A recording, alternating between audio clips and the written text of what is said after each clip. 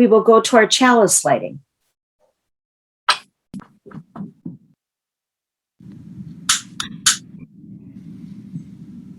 We light this chalice as a symbol of the new life enlightening our way, as a symbol of the warmth in every human heart. Love is the doctrine of this congregation. The quest for truth is our sacrament, and service is our prayer, to dwell together in peace, to seek knowledge and freedom, to share our strength and fellowship. Thus do we covenant. Our opening words today are from Monica Jacobson Tennyson, The Heart of Our Faith. What is it that calls you here? What calls you onward? What calls you inward? What leads you homeward? What is it that gives you the power to make that change, to ask that question, to take that journey? What is it that says, you've done well, that asks you to learn more, that brings you to stillness, and that holds you up in hard times? It is relationship, the beating heart of our faith. It begins when we share this hour, our truths, this air, our hearts. So come, let us worship together. And our opening hymn today, Come, Come, Whoever You Are, number 188.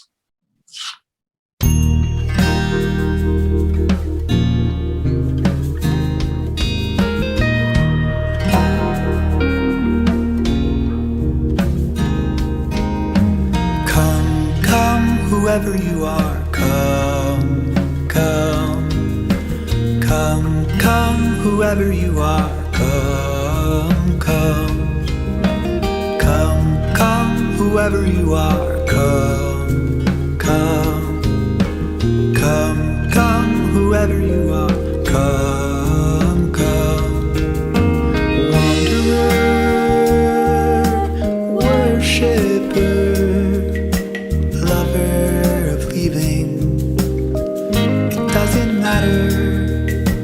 ours is not a caravan of despair.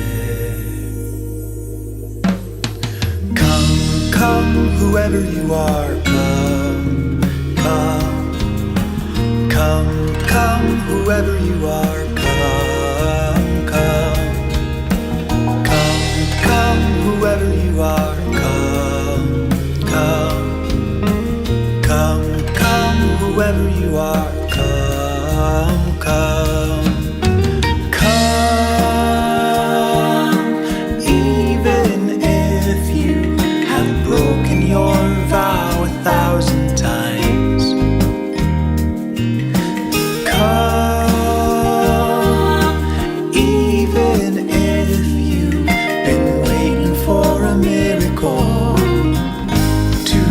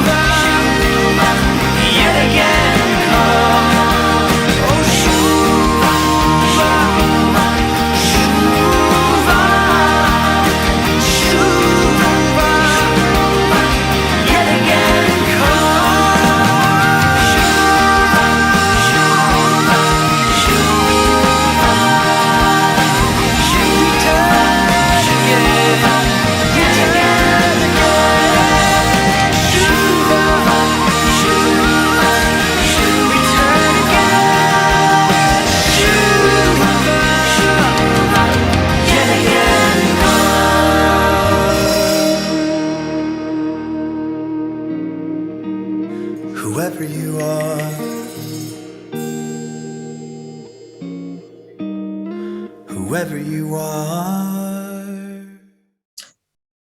At this time, in place of our usual reading, we will be having a video. And the video is on empathy, and it is a video by Dr. Brene Brown. Following the video, Karon will go into her presentation, and we will have some question and answer time or comment time after Karon's presentation. So thank you, Karon.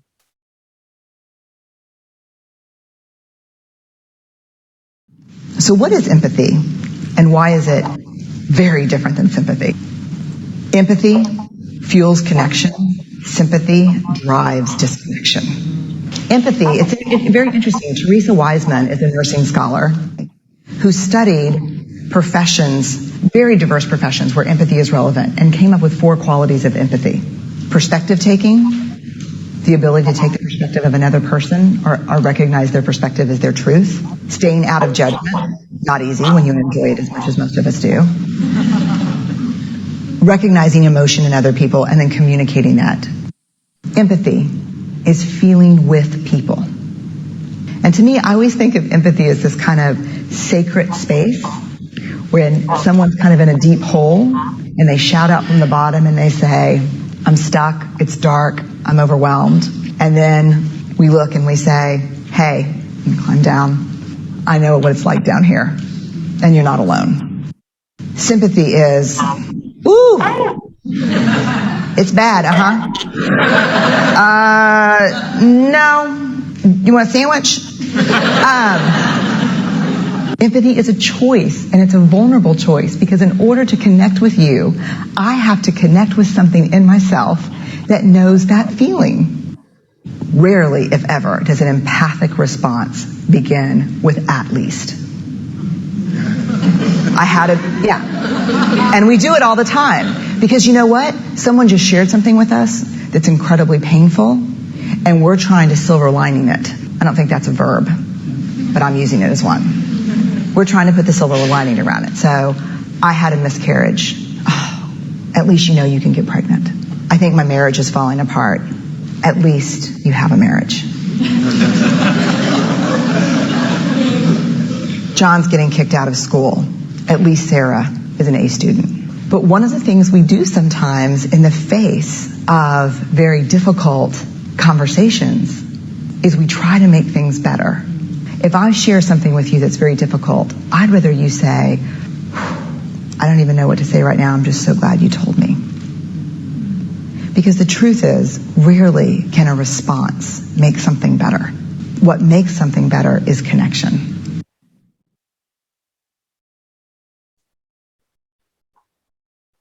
Lorraine was a feisty and loving and giving woman who I so adored. She was one of those people who just make you feel better by having been in their presence. 30 years older than me, I often told her I wanted to be her when I grew up. She loved fully, she loved fiercely. She was a strong, independent woman, and she had a big family with 8 children who visited her often. They all trusted her advice, and they counted on her love and friendship throughout the years. During our visits, she began to mention her granddaughter, Cindy, quite a bit. Cindy had recently divorced. I never got all the details why, but in this leaving, Cindy had begun to change. She was discovering things that brought her joy. She even started dating again. Of course, divorce is never easy, and there were 2 young children caught in the middle of divided parents. Lorraine shared with me that she really needed to sit down with her granddaughter and set her straight on all of this. She wanted to caution her and to remind her of her duties as a mother. Lorraine worried continuously about these great grandkids who now, in her estimation, were coming from a broken home. Time and time again, Lorraine would tell me how she was working hard to get Cindy to come over for this talk. Cindy dodged her invitations, perhaps aware of their hidden offering.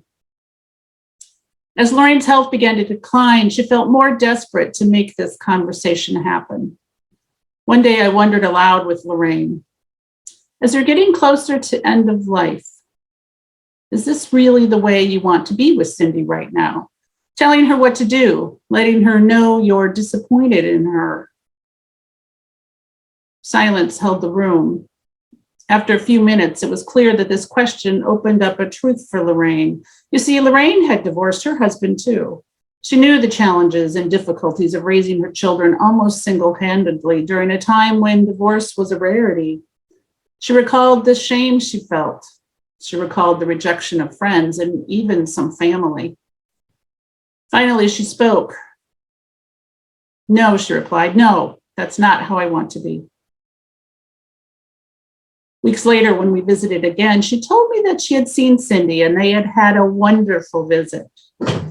Instead of trying to fix Cindy's decision, Lorraine was able to sit next to Cindy in her sadness and loss of her marriage. Lorraine was able to sit with her and listen with an open heart, as she had been in a similar space in her own life. Lorraine connected with remembrances of herself as a young single mother. Cindy was able to share her heart. Lorraine was able to hear it and hold it with tenderness and love. And there was no judgment. There was no fixing or solutions found in their time together. Instead, a sacred space was created in which these two women shared a common truth. This is empathy. The worship theme for this month is cultivating relationships. And let me say that there's no deeper way to connect with someone than to offer empathy. Being able to offer and to receive empathy in times of trouble can help us all to see that we're not alone and there are others around us who understand. As most of you know, I was a hospice chaplain, and you'd think that after all of my education and training and years of experience that I would have empathy down pat. But the truth is that empathy is difficult to grasp and unfold. Empathy means being comfortable with the uncomfortable. And well, most of us, including myself, we are not comfortable with the uncomfortable. Let's be honest, it feels better to offer advice or to do something when we're face to face with a loved one who's struggling. We often go to pat answers like, well, everything happens for a reason, or whatever doesn't kill you makes you stronger. Or as we saw in the video, well, at least. Counselor and writer Shaz Khan says that these sayings actually offer no value to our loved one's feverish and wandering mind, and they offer absolutely no consolation to the aching heart. Because here's the thing, here's the honest truth. You and I, we are in no position to even begin to understand the lessons others will learn, nor can we lessen their pain along the way. But we can listen without being instructors, and we can empathize without being saviors. Let me say that again. We can listen without being instructors, and we can empathize without being saviors. My own heart lets out an enormous sigh of relief when I hear those words, a sigh of relief for me when I'm in need of empathy, and for me when I'm offering empathy to others. Empathizing asks us to feel the struggle of others and then to just hold it. When our focus is to ease our loved one's suffering, that becomes a response based on our own ego. We want to fix it. We want to change it or help or stop the pain. But in doing that, when we think we are enlightened enough to correct someone else's journey, like Lorraine thought she should for her granddaughter, we miss the point and the purpose of empathy.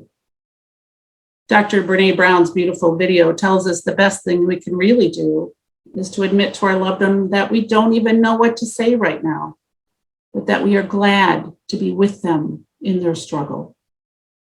That seems so counterintuitive, to do nothing, but when offered with grace, empathy is a profound and holy gift during difficult times.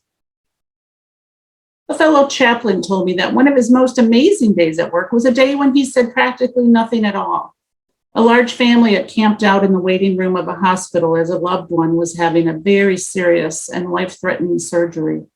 There was nothing anyone could do to influence the outcome. Even the surgeon shared his doubts and concerns.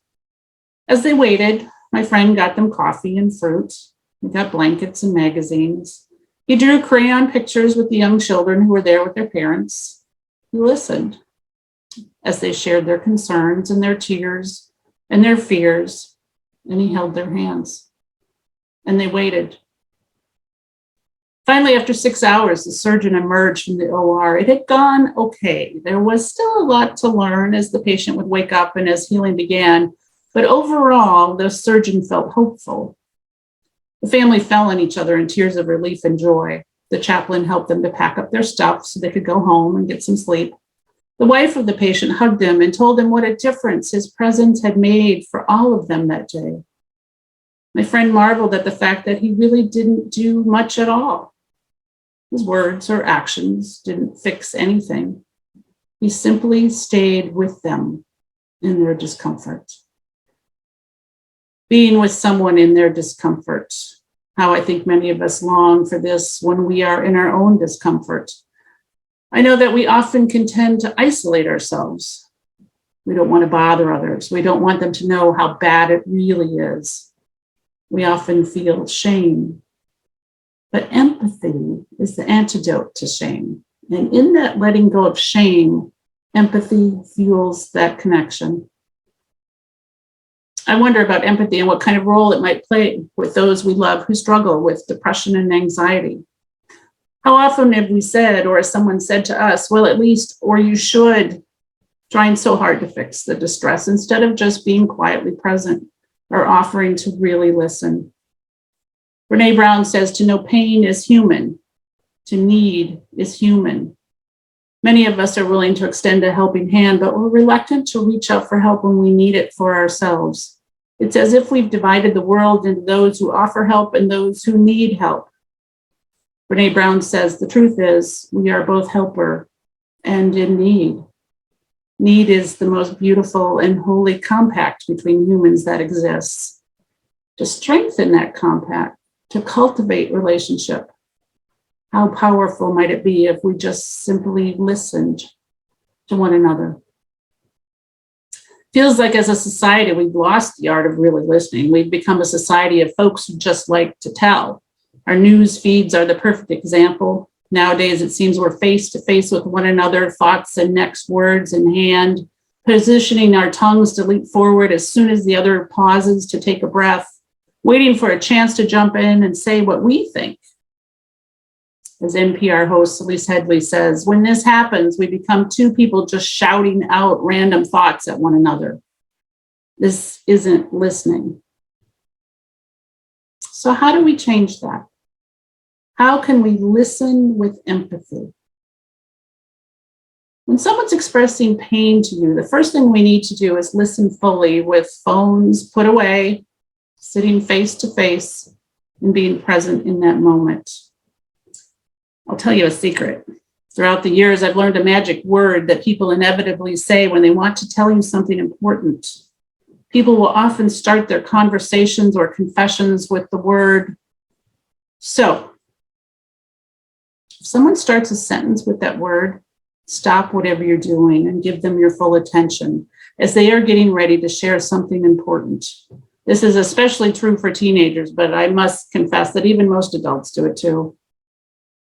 When I'm really listening, my whole body faces the person I'm with. Some folks say we should repeat back what we hear the person saying to show that we're really listening.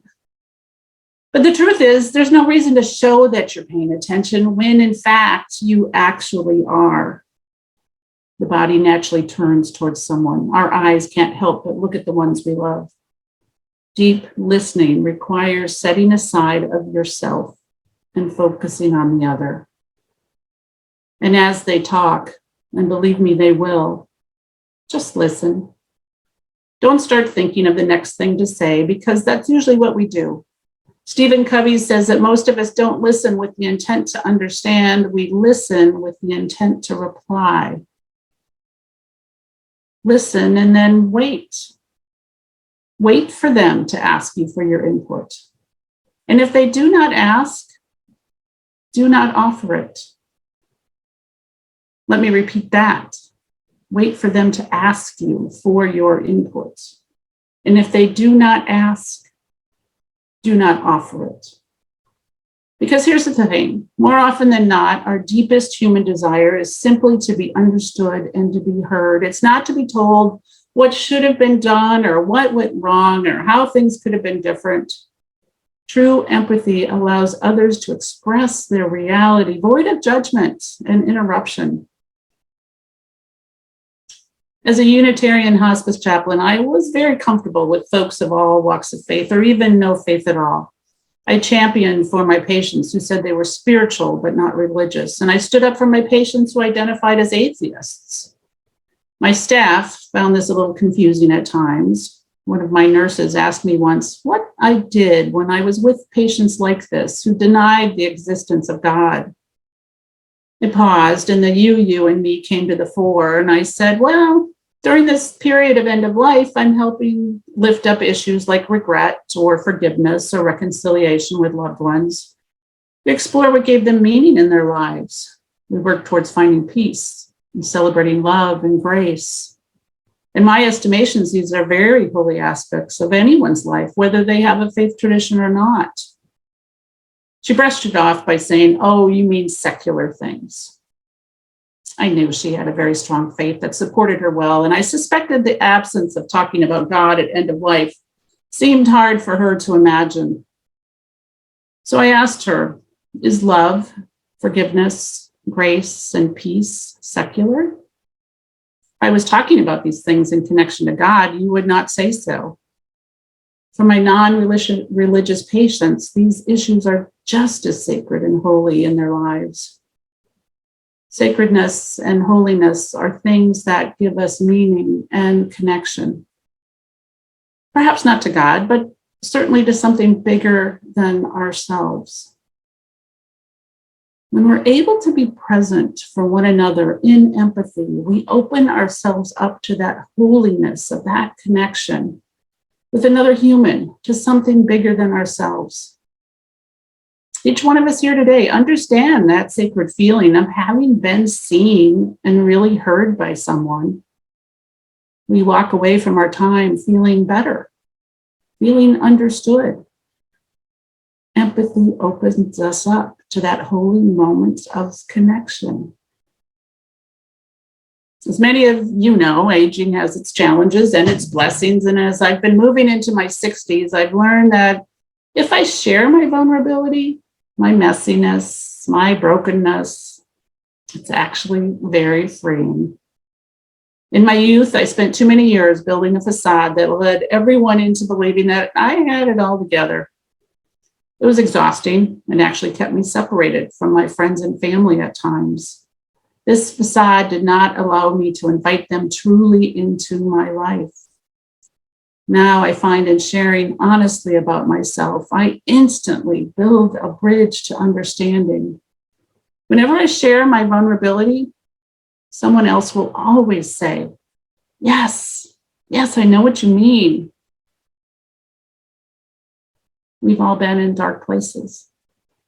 Right now, the entire world seems pretty dark. We're all hurting in a variety of ways, and it's hard to be in that dark place. Some of us wonder if our loved ones, if they really knew us, really saw our deepest thoughts, would they still be by our side? Would they still love us? The Christian faith tells us that God loves us unconditionally, and I marvel at that concept. It sounds so lovely, and I know I've experienced it at times in my life, but it seems fleeting. The teacher Jesus shares how we too can embody unconditional love. It's something that I believe we're encouraged to strive for in our lives. The golden rule to love our neighbors as ourselves seems like an easy thing to say, but in all reality, it's not something we do easily or naturally. And I wonder if our challenge in fully offering empathy has anything to do with that difficulty of loving unconditionally. If I offer you empathy, I accept you just as you are, hot mess and all. And that can be challenging as parents or family, and that can feel uncomfortable. But like my story about Lorraine shared, her words of correction, of judgment, of guidance would have only caused separation between her and her beloved granddaughter. When she sat with her granddaughter in understanding and acceptance, in that holiness of unconditional love, they found a state of grace, an empathy-fueled connection. In opening up to empathy, we open ourselves up to loving unconditionally. Empathy invites us to sit next to our beloved and feel what is inside their heart. We're human, you and I. Getting lost in the darkness happens to each and every one of us at times. But what if, instead of hiding those times from one another in shame, what if we used our experiences of darkness as a doorway to light, as a doorway to understanding our beloveds when they are in those dark places? Seek that light with someone you trust if you are in need of it. Offer that light to those you love who may be struggling. For in that human offering, we find a sacred space of understanding. In empathy, let us listen, deeply listen. Let us sit beside one another and physically and emotionally assure each other that no matter what, we will stay and be there in that discomfort. For when we offer this to one another, this holy gift, it is unconditional love. May it be so. Thank you, Karon. Your words always strike home with me. Being able to listen without being an instructor, not an easy challenge. I know. Do we have any comments for Karon today? Questions? If so, just feel free to unmute yourself. I was recently with my granddaughter who is struggling with things, and she had kind of, one of these little crying jag things, and I went up to her room, but I felt terribly uncomfortable facing her. So she was sitting in the room with a book in front of her, sketching, and I laid down on the floor and looked at the ceiling. And it seemed to me, and it has seemed some other times with my children over the years, if I was in the kitchen cooking, they could sit and talk. If I was looking them in the eye all the time, that was intimidating for them. So I did this with Cyan, and my gosh, you were right. She talked. And there are times when I looked at her, of course, Sure. but for the most part, I tried to make it not so intense. So I think that's maybe something you have to gauge depending on the person and what they're talking about. Yeah. And I remember my own children, we would have great conversations when we were driving in the car because we weren't looking at each other. And it did feel less intimidating. Absolutely. I guess my explanation of just being present and really listening has a lot to do with just turning everything else off. It's so common now that we have our phones in our hands and, we're out hearing little bings and tings and, you feel like half the time the people you're with aren't fully there for you. But yeah, you're absolutely right. Sometimes that eye contact is intense. I found your presentation today to just be wonderful and a real thinking experience. Thank you so much. I wonder, though, sometimes by definition, when we look at the word empathy, it involves a pluralism, an idea of connecting about multiple entities. And I sometimes wonder if empathy doesn't start at home inside each of us. We aren't the person that we were yesterday or 10 years ago. And we certainly don't intend to be the person tomorrow or 10 years from now. And we struggle with the present because we are in evolution. We are changing right now. Socrates said, start with know thyself. That's the primary golden rule. And sometimes in order to share, maybe we ought to look inward before we can look outward. I like that there's a vulnerability also in saying to someone that I am changing. You know, as you said, you kind of are different. We're always different. And I think oftentimes we don't want to admit that, or that we've learned something new and we're confused about it still, and we don't have a solid opinion about it. I think so many conversations, especially with family, could be so much easier if folks were able to be vulnerable and say, gosh, you know, you said this to me and it kind of hurt my feelings. Could we talk about that a little bit more? But to say it in a calm, you know, like, I don't want to just let this lay here. Can we get together and talk about that? And I think if you approach things like that, people would be like, well, yeah, okay. But we tend not to do that. We tend to either clam up, not talk anymore, or we tend to bark and bite. And of course, that just, all those walls come up. But to walk in with vulnerability, which is what I kind of heard you were saying, that to admit that we're learning and we're changing and we don't have all the answers. And who I was in my 20s is very different to who I am now in my 60s. That's being human.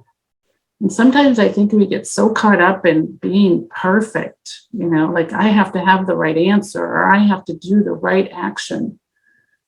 Sometimes we don't know what that is, and that's okay. It's okay to just be honest and say, like she said, I don't even know what to say, but I'm here for you. That's a gift. That's a huge gift.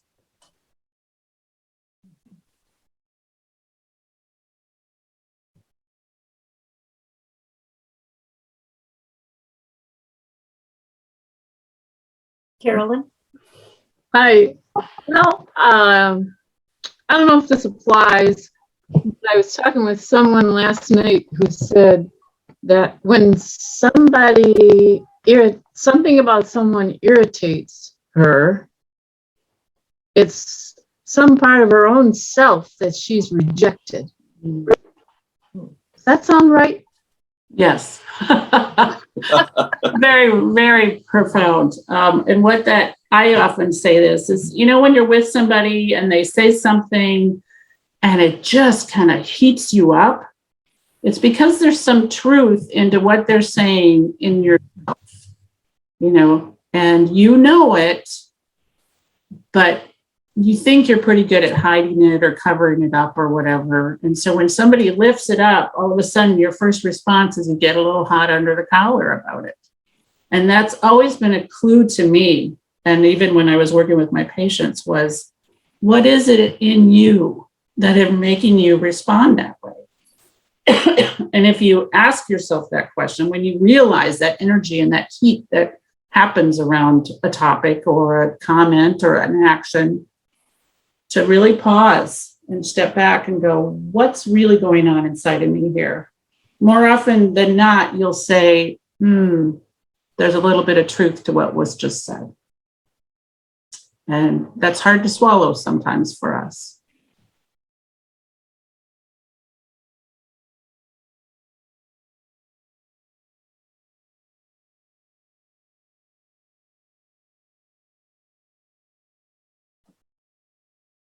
Karen, one of the comments you had said about sitting and being with someone in their discomfort. That's when it's so easy to just escape, to walk away from that and cut a visit short or cut time short because their discomfort is causing your discomfort. I think that therein lies a real challenge for us to stay empathetic and hang in there through that discomfort.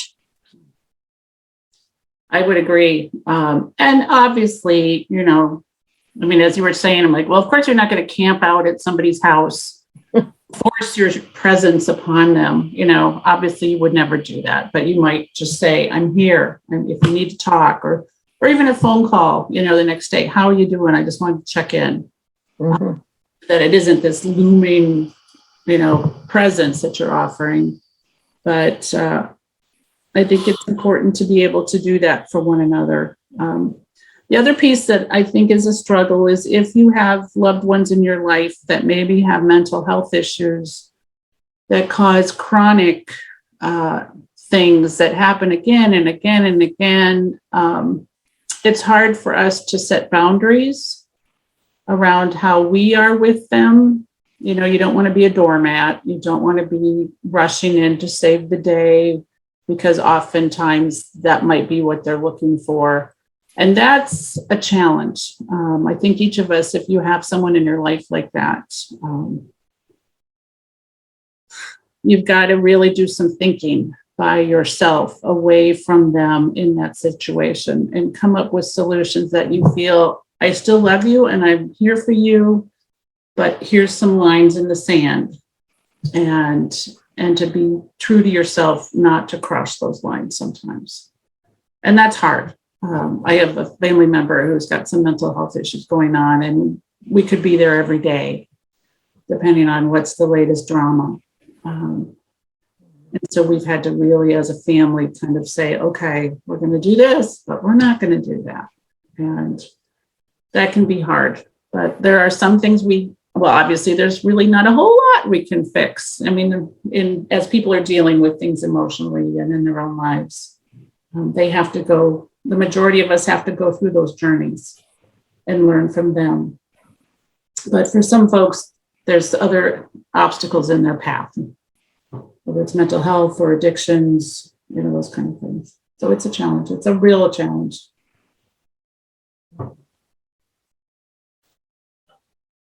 Any other comments or questions today?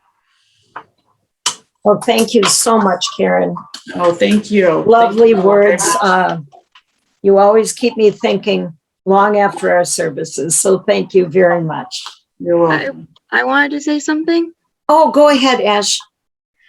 I had to leave for a bit, so I only really saw the video portion, but yeah, it's kind of funny, but sometimes sympathy is all people have.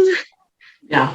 Like, if you're not, like, say someone, I don't know, lost a dog or a pet, and you haven't experienced that, so you don't really know how it feels, but you're just like, okay, I don't know how you're feeling, but I can try and help you in a way that I can help, if that makes sense.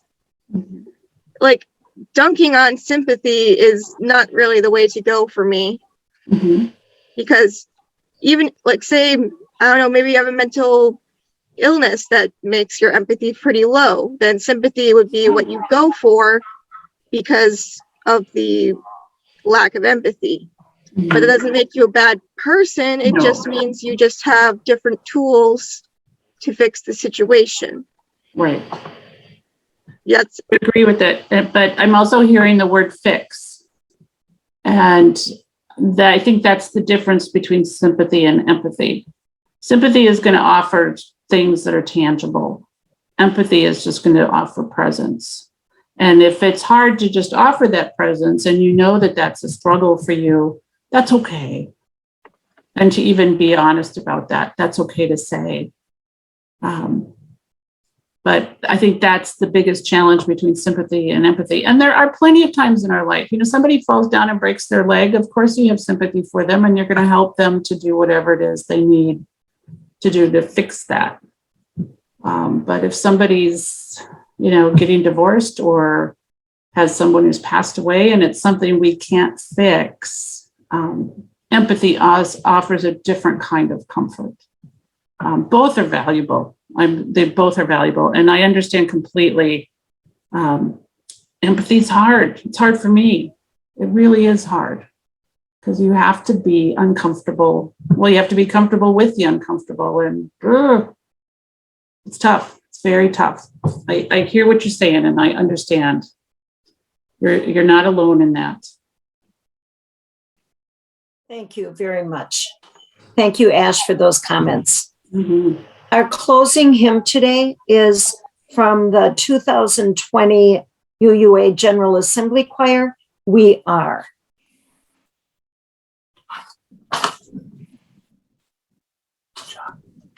For each child that's born, a morning star rises and sings to the universe. who we are. For each child that's born, a morning star rises and sings to the universe who we are. For each child that's born, a morning star rises and sings to the universe who we are. For each child that's born, a morning star rises and sings to the universe who we are.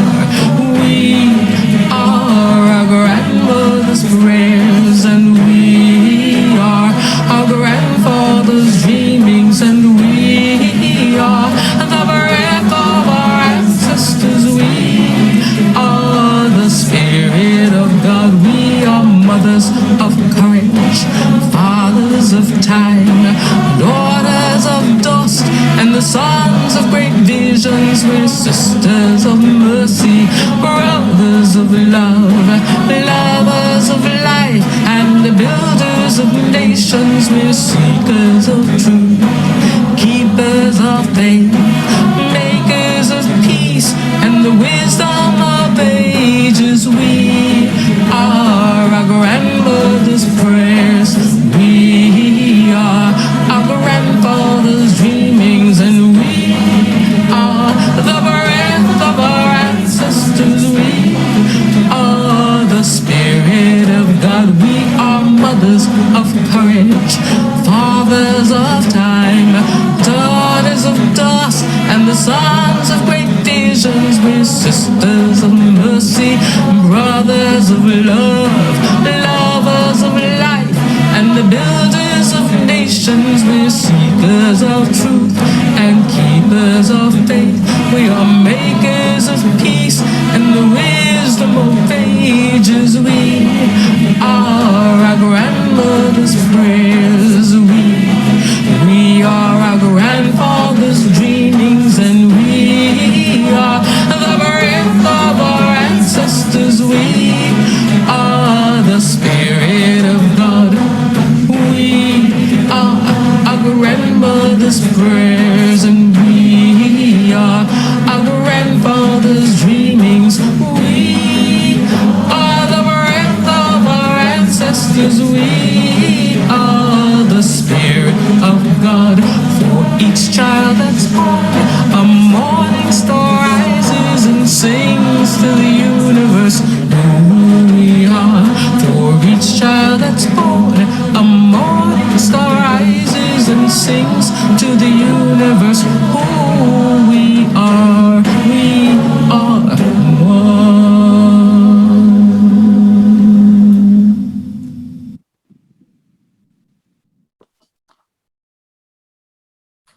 Our closing words today are A Prayer for Compassion by Elizabeth Tarbox.